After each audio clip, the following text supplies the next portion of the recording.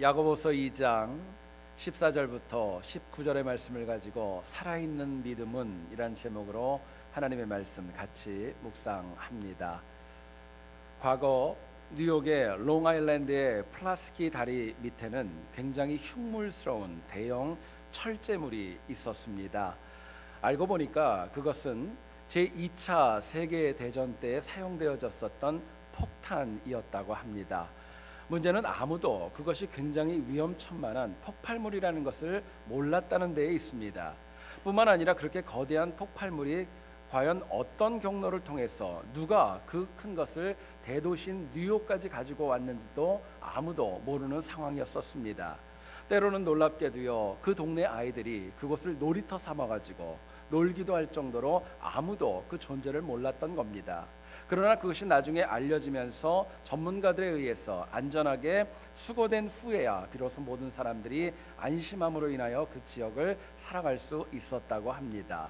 여러분, 현대는 영적인 타락으로 인하여서 대형 폭발물을 가까이 두고 사는 것처럼 참으로 위험하기 짝이 없는 세상을 살아갑니다. 이 땅의 삶은 삶과 죽음이 마치 동전의 양면과 같이 너무나도 가깝게 자리하고 있습니다. 실제로 여러분, 우리가 길을 가거나 어떤 계획을 할 때요, 단 1분의 차이로 인하여서 생과 사가 갈리는 경우도 우리가 참으로 많이 봅니다. 결국 세상 그 무엇도 그 누구도 이 땅에서의 안전과 생명을 온전하게 보존해 줄 수 없다는 것입니다. 첨단과학으로도 안 됩니다. 여러분들이 잘 관리하시는 건강관리, 음식을 관리하는 것으로 인하여서도 내가 하나님 앞에서 온전할 수 없다고 이야기합니다. 여러분, 그렇기 때문에 사람들은 그럼에도 불구하고 정말 가능하면 위험한 거 좀 멀리 하려고 하고요, 더 건강하고 안정된 삶을 사모하면서 이 땅을 하루하루 살아갑니다. 여러분, 인간이 이처럼 정말 잘 살아가고 안정된 삶을 살아가기 위해서는요, 다른 그 무엇보다도 꼭 필요한 것이 있습니다. 그건 뭐냐면요, 바로 살아 역사하는 믿음입니다. 살아있는 믿음이 있을 때 우리가 이 땅을 힘있게 살아갈 수 있는 것입니다. 믿음 없이 사는 것, 사실은 아무것도 의지할 것 없는 영적인 고아와 같이 이 땅을 살아가는 겁니다. 특히 우리 가운데는 없겠지만은요, 만약에 내 믿음이 죽어 있다면은요, 어쩌면 그것은 불신자보다도 더 불쌍하고 긍휼히 여김을 받아야 되고 안타까운 모습이 아닐 수 없는 것입니다. 결국 이 패역한 세상에서 우리가 사람답게 살기 위해서, 믿는 자답게 살기 위해서는요, 살아 역사하는 생명력 있는 믿음이 저희들에게 너무도 절실히 필요한 것입니다. 야고보 사도는 사도 바울과는 다르게 구원을 얻기까지 행함이 있는 믿음이 있어야 된다 강조합니다. 많은 사람들이 이것으로 인하여서 혼동을 합니다. 바울은 믿음으로 말미암아 구원을 얻는다 이야기를 했습니다. 그런데 야고보는요, 행함으로 말미암아 구원을 얻는다 또 이야기를 하게 됩니다. 많은 분들이 혼동을 일으키지만은요, 사실은 믿음이라고 하는 헬라어 단어 피스티스라는 단어를 보게 되면은요, 이 두 가지가 함께 가는 것입니다. 우리의 생활 속에서 깨닫고 마음으로 믿는 것도 피스티스이고, 또 믿는 그대로 행동으로 나타나는 것도 역시 피스티스라고 얘기해 주고 있기 때문에 그렇습니다. 오늘 본문을 보면 특별히 야고보는요, 우리에게 믿음을 두 가지로 얘기를 합니다. 살아있는 믿음이 있고요, 또 하나는 죽어있는 믿음이 있다 이야기합니다. 결국 살아있는 믿음은요, 삶으로 행동으로 나타날 수밖에 없지만, 저희들이 죽어있는 믿음은요, 결국에는 구원과 멀어질 수밖에 없는 것입니다. 그렇기 때문에 신앙인은요, 항상 내 믿음이 하나님 앞에서 정말 살아 역사하고 있는지, 생명력이 있는지 여러분 확인하셔야 됩니다. 내가 아무리 오랫동안 신앙생활을 하고 귀하고 복된 직분을 가지고 있다 할지라도 내가 하나님 앞에서 정말 내 믿음이 죽어 있는지, 그것도 역시 깨어서 경성하여 살펴야 마땅한 것입니다.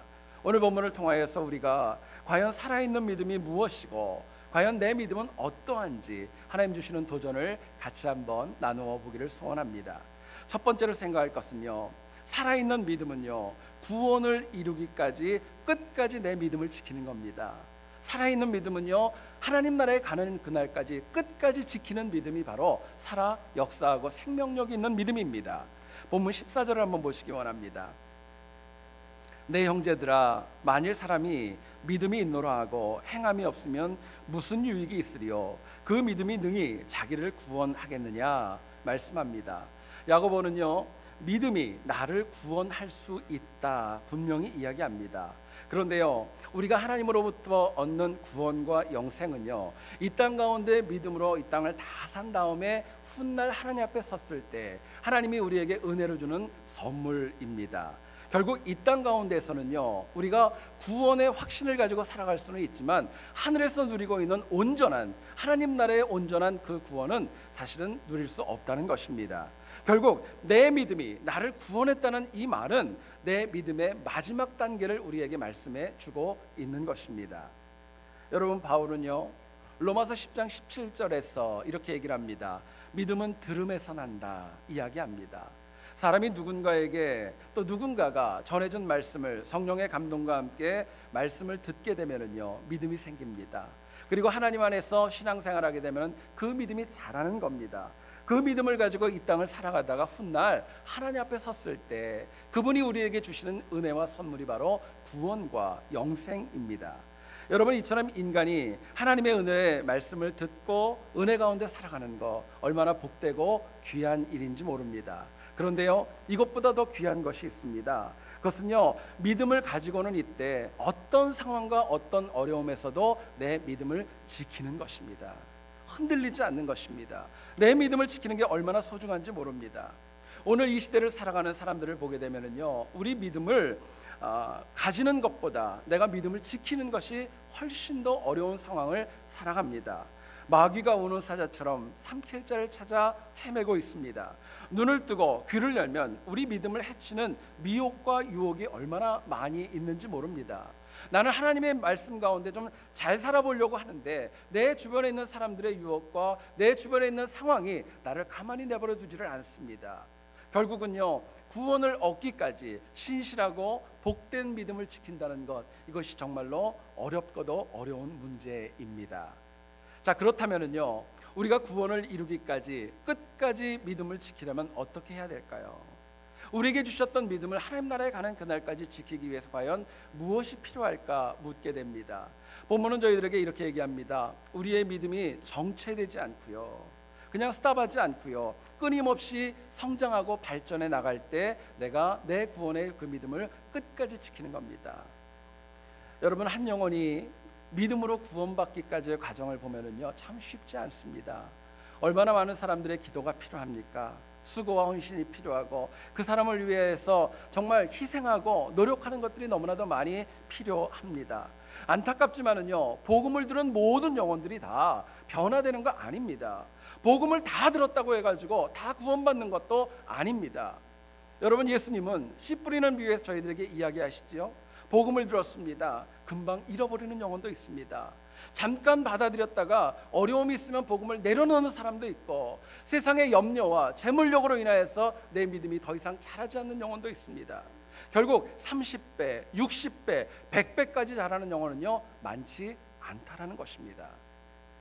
여러분, 그만큼 말씀을 받고 믿음을 지키며 성장하고 발전하는 경우가 참으로 적습니다. 여러분, 성장과 발전, 내 믿음이 정말 성장하기를 원한다면요, 그냥 나에게 가만히 있는데 주어지는 거 아닙니다. 내 믿음이 성장하고 더 큰 은혜를 받기 위해서는요, 내가 노력하고 헌신하고 내게 필요한 땀과 수고가 있어야 되는 것입니다. 여러분, 그런데 오늘날의 상황을 가만히 보면은요, 믿음이 커지기는 원합니다. 더 큰 사랑을 받기를 원합니다. 그러나 그 은혜를, 더 큰 은혜를 받기 위하여서 수고하고 노력하는 영혼은 그렇게 많지 않다는 데에 있습니다.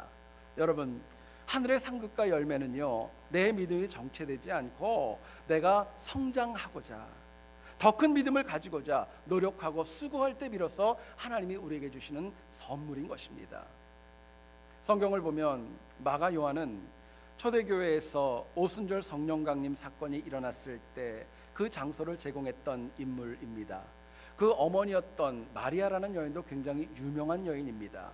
사도 베드로가 헤롯 아그리파 1세에 의하여서 투옥되어졌을 때 기도의 장소를 제공하고 함께 간절히 기도했었던 믿음의 어머니였었습니다.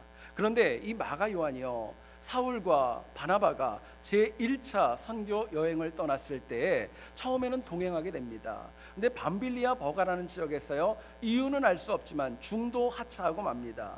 문제는 이것으로 끝나지 않았고 2차 선교 여행을 나갈 때 사울과 바나바가 크게 다투는 원인으로 이 마가 요한이 등장하게 되는 것입니다. 여러분 생각해 보면은요, 사울도 쉽지 않았을 겁니다. 바나바도 어려웠을 거예요. 그러나 그 누구보다도 아마도 마가 요한의 마음이 너무나도 아프고 힘들고 곤혹스러웠을 것입니다. 그런데요, 감사하게도 마가 요한은 이처럼 큰 풍파를 겪었지만은요, 믿음을 포기하지 않습니다. 어떻게 할 수 있냐고요? 베드로가 온 날 베드로전서 5장 13절에서 마가를 향해 이렇게 얘기를 합니다. 마가는 내 아들이다 이야기하고 있습니다. 여러분, 어려움이 있었고요, 힘든 시간이 있었습니다. 그러나 마가는요, 믿음을 지켰고 그 믿음 가운데 성장하였고 결국에는 베드로의 영적 아들로 초대교회에서 힘있게 쓰임받았던 것입니다. 특별히 우리에게 사복음서 중에 하나인 마가복음을 기술해주는 그 능력과 혜택도 저희들에게 주었습니다.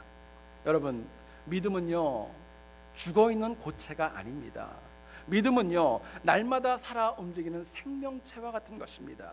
믿음은 살아있어야 되고 생동감이 있어야 됩니다. 그래서 우리의 믿음도 살아있기 때문에 때로는 우리가 상황과 처지에 따라서요, 우리 믿음이 바뀌기도 하는 것입니다. 때로는 변덕도 일어나는 것입니다. 그러나 우리의 믿음이 살아있는 생명체라면, 정말 살아있어야 된다면요, 우리의 믿음은요, 노화되거나 악화되지 말고 성장하고 발전해야 하나님 기뻐하시는 겁니다. 여러분, 믿음이 성장하면 발전할수록 꼭 우리가 받는 은혜가 있습니다. 하늘의 더 큰 신비한 은혜 저희들 받을 수 있는 겁니다.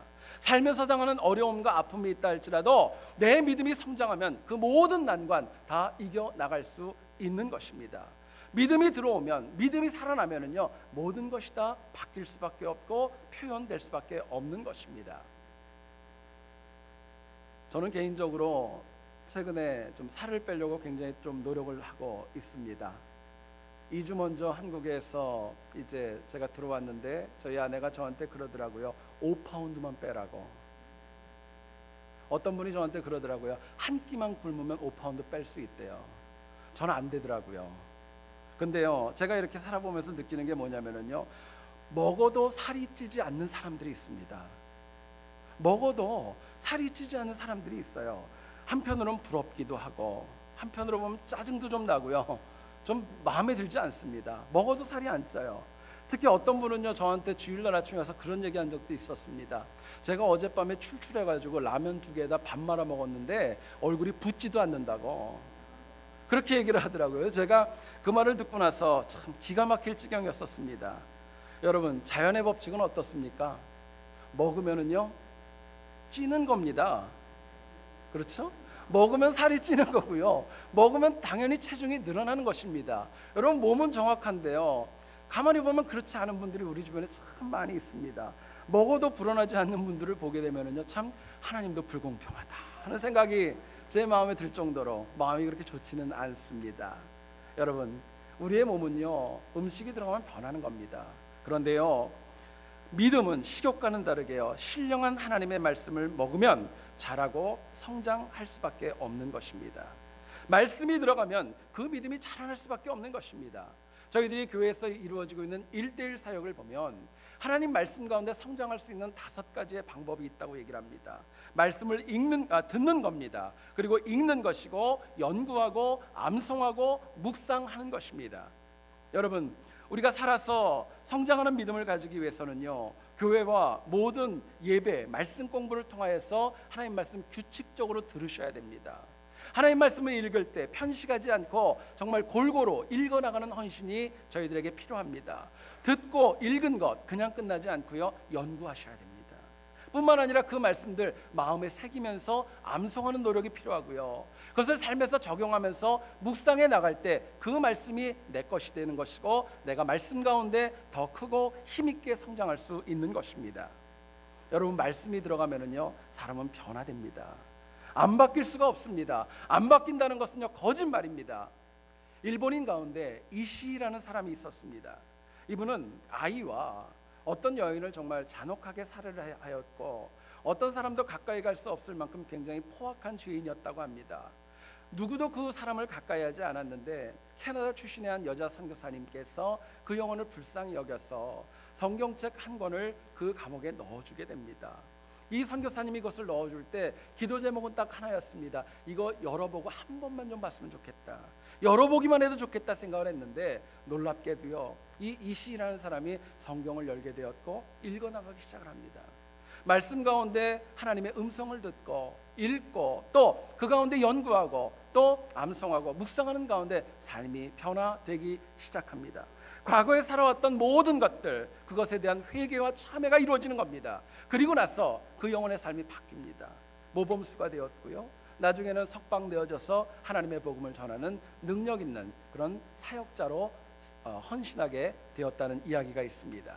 여러분, 우리가 믿음 가운데 성장하고 발전하려면요, 내가 내 믿음을 냉정하게 판단해 보셔야 됩니다. 내 믿음을 판단해 보셔야 돼요. 여러분들 한번 스스로에게 한번 물어보시기 원합니다. 지금 여러분의 믿음은 자라나고 있습니까? 아니면 여러분의 믿음은 지금 정체되어져 있습니까? 아니면 있던 믿음까지도 다 잃어버리고 아무것도 남아있지 않은 가운데 있습니까? 내 믿음이 만약에 정체되었다면요, 아직 늦지 않았습니다.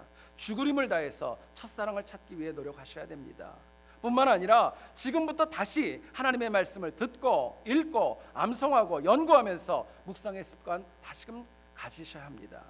여러분, 이 땅의 번영과 발전, 죽어서 누리는 영생을 위해서 꼭 필요한 것이 있다면 내 믿음이 살아 있어야 됩니다. 생명력이 있어야 됩니다. 가만히 우리가 이 땅을 살아갈 때 매사가 내 마음대로 안 되고 안 풀리고 막히는 가장 근본적인 원인이 여러분 뭐라고 생각하십니까? 사람들이 안 도와줘서요? 나만 상황이 악하기 때문에? 사실은 그렇지 않습니다. 하나님이 때마다 일마다 나에게 채워주시는 믿음 가운데 내가 잘하지 못하는 겁니다. 살아있는 믿음 가운데 내 믿음 지키지 못하기 때문에 내가 넘어지는 것입니다. 여러분 꼭 잊지 말기를 원합니다. 믿음이 없으면 사실은 아무것도 아닙니다. 믿음이 없으면 모든 것을 다 잃어버릴 수밖에 없는 것이 인간의 실존인 것입니다. 한 주간을 살아가고 평생 동안에도 영생을 얻기까지 성장하고 발전하는 살아있는 믿음, 여러분 꼭 가지고 승리하는 우리 모두 될 수 있기를 주님의 이름으로 축원드립니다. 두 번째로는요, 살아있는 믿음은요, 누구에게라도 보여줄 수 있어야 합니다. 믿음은 보여줄 수 있어야 합니다. 18절 말씀 한번 보시기 원합니다. 너는 믿음이 있고 나는 행함이 있으니 행함이 없는 내 믿음을 내게 보이라. 나는 행함으로 내 믿음을 내게 보이리라 말씀합니다. 여러분, 야고보는요, 행함이 없는 믿음뿐만이 아니라 행함이 있는 믿음도 사람에게 보인다고 얘기를 합니다. 뿐만 아니라 하나님에게도 그 믿음이 보일 수밖에 없다고 이야기합니다. 결국 행함 없는 믿음은 죽은 믿음으로 나타나는 것이고요, 행함이 있는 믿음은 살아있는 믿음으로 나타난다고 저희들에게 말씀합니다. 여기서 우리가 좀 주목해야 될 것, 행함이 없는 믿음이 과연 무엇일까 묻게 됩니다. 여러분, 행함이 없는 믿음은요, 믿음에 관해서 알기는 아는 겁니다. 들어서 지식적으로는 가지고 있는데 정말 아는 대로 행하지 않기 때문에 문제가 발생하는 겁니다. 현대교회가 쇠락하고 무너지는 이유가 있다면 복음에 문제가 있는 건 아닙니다. 사실은 믿음이 있다고 하면서 행함이 없는 죽은 믿음을 가지고 있는 영혼들이 사실은 교회 안에 너무나도 많이 있기 때문에 문제가 발생하는 겁니다. 어쩌면 아예 좀 모르면 괜찮은데 어정쩡하게 알고 있고요, 내가 가지고 있는 믿음이 온전하지 않기 때문에 사실은 더 큰 문제와 더 많은 어려움을 야기시키는 것입니다. 자, 그렇다면 살아있는 믿음은 과연 무엇을 보여주며 살 수 있을까요? 뭘 보여줄 때 우리의 믿음이 살아있는 믿음이라고 평가받을까요? 본문은 저희들에게 이렇게 얘기합니다. 살아있는 믿음은요, 하나님 나라와 타인에게 유익을 끼치고 유익을 보여주는 겁니다. 누군가에게 유익을 끼치는 거, 보여주는 거, 이게 살아있는 실제적인 믿음이라고 저희들에게 이야기합니다. 오늘 본문 14절과 16절을 보시면은요, 공통적으로 사용되어진 표현이 있습니다. 무슨 유익이 있으리요? 무슨 유익이 있으리요? 이야기합니다. 여기서 이 유익이라는 말의 헬라어 원어인 오펠로스라는 단어는요, 뭔가를 축적하다, 뭔가를 쌓아놓다, 뭔가를 모으다, 그런 뜻을 가지고 있습니다. 여러분, 살아있는 믿음은요, 내게 쌓여진 믿음을 가지고요, 누구에게라도 똑같이 그 믿음을 쌓게끔 도와주는 것입니다. 유익을 주는 것입니다. 도움을 주는 거예요. 문제는 타인에게 유익을 주는 것은 말로 되지 않고 행동으로만 될 수 있다고 저희들에게 이야기합니다. 본문 16절 한번 보시죠. 너희 중에 누구든지 그에게 이르되 평안히 가라, 덥게 하라, 배부르게 하라 하며 그 몸에 쓸 것을 주지 아니하면 무슨 유익이 있으리요 말씀합니다. 여러분 주변에 어려운 영혼이 있는데 그분이 평안하고 따뜻하고 배부르기를 원하는 것은요 선한 일입니다. 당연히 그런 마음이 듭니다. 생각해보면 나와 전혀 무관한 사람의 삶을 바라보면서 그 사람이 따뜻하고 평안하고 더 나아가서는 배부를 것을 저희들이 빌며 기도하지는 않습니다. 문제는 누군가의 어려움을 보게 되면은요, 알게 되면은요, 말로만 하지 않고 사실은 행동으로 움직여야 그것이 능력이 있다고 저희들에게 말하는 것입니다. 여러분 말로 배부르게 해라, 덥게 해라 말하는 거 옳은 말이고 아름답습니다. 마음속에 그것을 가지고 있다는 것도 선하고 아름답습니다. 그러나 정말 중요한 것은요, 행동이 없다면, 정말 실제적으로 그분에게 유익을 주지 않는다면 그것은 허공을 울리는 메아리밖에 되지 않는다고 저희들에게 이야기합니다. 여러분 믿음은요 말로 하는 거 아닙니다. 사랑도 말로 하는 거 아닙니다. 관심을 가지는 것도 말로 하는 거 아닙니다. 어떤 아버지와 아들이 있었답니다. 이 아버지와 아들은 굉장히 사이가 좋아서 날마다 서로를 향해 얘기했습니다. 아버지를 사랑합니다. 아들아, 내가 너를 사랑한다. 서로 얘기를 하면서 살아갔다고 합니다. 그러다 어느 날 누군가가 아들에게 너희 아버님이 연세가 어떻게 되시냐 물어보았는데요, 아들이 답변을 못하더랍니다. 아버지가 자기에게 관심이 많은 줄 알고 섭섭해가지고 아들에게 얘기를 합니다. 야, 너는 나를 사랑한다면서, 관심이 있다면서 10살이나 되어가지고 내 나이도 모르면 어떡하니? 이야기를 했답니다. 그랬더니 아들이요 실망한 표정으로 아버지에게 또 이렇게 얘기하더랍니다. 아빠, 나 11살이에요. 사실은 서로를 사랑한다고 얘기했지만요, 서로에 관해서 너무나도 무관심했던 겁니다. 말로만 고백했던 거예요. 여러분 야고보는요, 옳은 말보다, 선한 말보다 어려운 영혼에게 실제적인 유익을 주는 것이 살아있는 믿음이라고 이야기합니다. 여러분 우리는 옳은 것을 압니다. 어떤 말이 어떤 행동이 합한지도 우리는 압니다. 그런데 하나님께서는요, 내 말이 얼마나 옳은가, 내 말이 얼마나 유창한가, 이거는 하나님에게는 전혀 중요한 문제 아닙니다. 오히려 말은 좀 어눌해도요, 좀 부족하고 연약해도요, 옳은 생각을 작게라도 실천해 나갈 때 하나님께서 그 일을 통하여서 우리의 믿음을 더 살아 역사하도록 하나님 은혜 주시는 것입니다. 최근에 캘리포니아주에 있는 엘카미노 초등학교에 다니는 트래비스 셀링카라는 아이가 큰 화제가 되었습니다. 이 셀링카라는 아이는요, 뇌 종양으로 인하여서 7주 동안이나 병원에서 항암 치료를 받아야 했습니다. 항암 치료를 받고 보니까요, 머리가 많이 빠지게 되어서 또 어려움이 있어서 오래간만에 학교를 오면서 마음에 좀 두려움도 있고 걱정이 앞섰습니다. 친구들이 내 모습을 보면 참 많이 놀랄 거야, 혹시 놀리지는 않을까, 여러 가지 많은 생각을 가지고 학교에 등교를 했습니다. 근데 7주 만에 학교에 와보니까요, 이 셀링카가 너무나도 큰 감동과 은혜를 받게 됩니다. 이유가 있습니다. 학급 학생 전체가 셀링카의 어려움과 아픔을 듣고요, 모두가 다 머리를 자르고 머리를 깎고 친구를 맞이했던 것입니다. 여러분 친구들은요, 아프고 지친 셀링카에게 용기를 주고 싶었고 격려를 주고 싶었던 겁니다. 나이가 어린 아이들이기 때문에 셀링카에게 그냥 힘을 내라, 용기를 내, 우리가 너희와 함께 할 거야, 말로 할 수도 있었습니다. 그런데 말뿐만이 아니라 직접 행동으로 자신들이 희생하면서 이 아이에게 큰 감동을 주게 되었던 것입니다. 여러분, 비워진 누군가의 마음을 채우는 유익, 마음속에 상실감이 있고 어려움이 있는 그 영혼을 채우는 그 유익은요, 내가 받은 은혜를 행동으로 보일 때만 가능한 것입니다. 행동으로 할 때 능력이 있는 것입니다.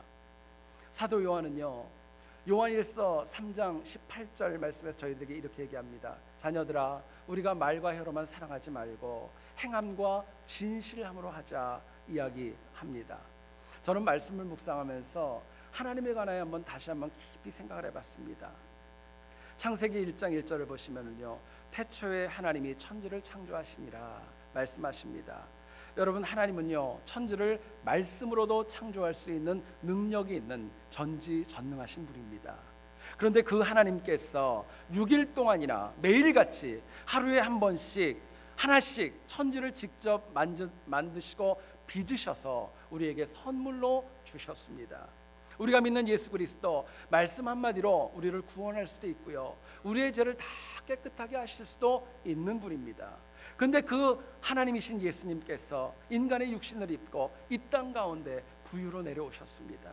그리고 어려운 가운데 사역하시고 나중에는 십자가에 달려 죽으심으로 인하여서 우리에게 영생과 구원을 허락해 주셨습니다.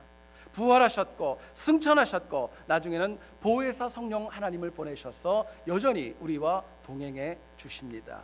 여러분, 성령 하나님께서는 지금도요 내 마음속에 계십니다. 내가 맞는 생각을 하면은요 잘하고 있어, 정말 귀하다, 저희들을 격려해 주시고요, 아닌 것이 있으면 이것은 틀렸다, 하나님은 우리의 마음속에 감동을 주십니다. 내가 부족할 때, 내가 기뻐할 때 항상 같이 하시고요, 아파할 때 나와 함께 성령 하나님 눈물 흘려 주십니다. 이 패역한 세상을 살아갈 때 하나님 말씀이 기억나게 하시고 하나님 말씀을 가르쳐 주셔서 이 땅을 살아가게 역사해 주시는 겁니다. 여러분, 삼위일체 하나님께서는요 우리를 말과 혀로만 사랑하지 않았습니다. 삼위일체 하나님께서는 우리의 모든 삶의 정황에서 유익을 주시기 위해서 행함과 진실함으로 당신의 사랑을 우리에게 보여주셨습니다. 그렇기 때문에 여기 앉아있는 우리 모두가 다 역시 타인에게 유익을 주는 살아있는 믿음으로 살아야 마땅한 것입니다. 그럼에도 불구하고 많은 사람들이 나 살기도 바쁜데, 너무나도 빈궁하고 내가 너무너무 바쁜데 하면서 누군가를 살리고 유익을 주는 데에 멀리하는 경우들이 적지 않습니다. 그런데요 우리 교회 안에도 반대의 경우들이 참 많이 있는 것을 봅니다. 어떤 분을 보면은 그런 분을 봤습니다. 자기 일도 아닌데요 남의 일임에도 불구하고 정말 나서가지고 열심히 도와주고 열심히 헌신하는 거 보면 참 가슴이 뜨겁습니다. 어떤 분은요 본인과 전혀 무관한데 그 가정이 어렵다는 것으로 인하여 직업을 구해주기 위하여서 다른 가게 찾아가서 자존심까지 구겨가면서 부탁하면서 그 가정을 위해 돕는 것도 보았습니다.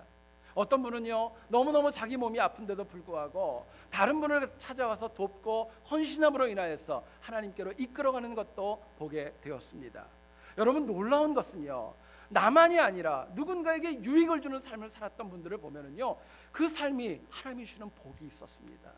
형통함이 있었고요, 하나님의 은혜가 그 가정에 얼마나 많이 부어 주시고 있는지 모릅니다.